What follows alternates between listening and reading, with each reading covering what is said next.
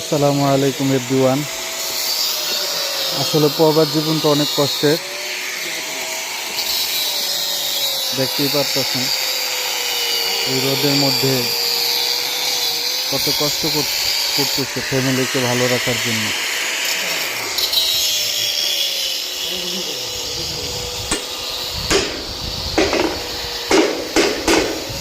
মানুষ কতটা কষ্টের পরে রক্ত পানি করে তারপরে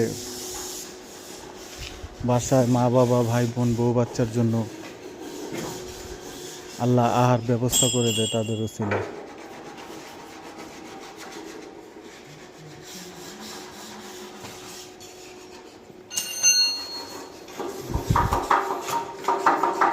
এই হচ্ছে প্রবাস জীবন।